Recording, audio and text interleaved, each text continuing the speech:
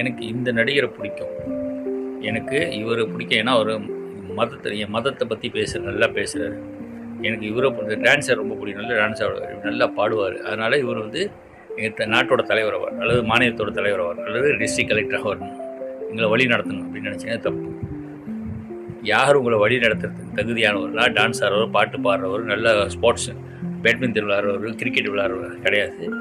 யார் நல்லா வழி நடத்துவார்னு அதை வச்சு நீங்கள் முடிவு பண்ணாங்க. நல்லா நடிக்கிறாரு, நல்லா பாட்டு பாடுறாரு, நல்லா ஃபுட்பால் விளையாடுறாரு, கிரிக்கெட் விளையாடுறாரு.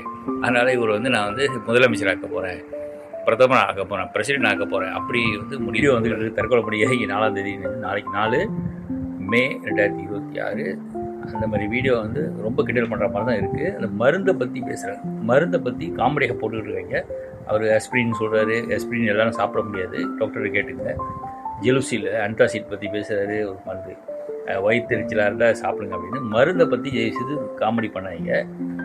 மருந்து வந்து அது நம்பிக்கிட்டு சில பேர் வீடியோ பார்த்துட்டு போய் வாங்கிட போகிறாங்க. டாக்டர்கிட்ட கேட்டு தான் நீ வாங்கணும். சில மருந்து பார்த்தீங்கன்னா ப்ரிஸ்கிரிப்ஷன் இல்லாமல் கொடுக்க மாட்டாங்க, ஜாக்கிரதை.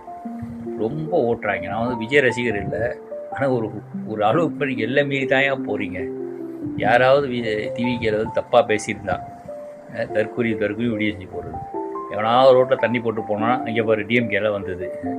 பார்க்குற வீடியோலாம் பார்த்தீங்கன்னா டாஸ்மார்க்குன்ட்டு தான் பேசுகிற மாதிரி. ஏன்னா ரோட்டில் காரே போகலையா, பஸ்லாம் ஓடலையா, ட்ரெயின் ஓடலையா, ஃபேக்ட்ரிலாம் நடக்கலையா, அவங்க எல்லோரும் வந்து இருத்தனமாக டாஸ்மார்க்லேயே படுத்து கிடக்காங்க.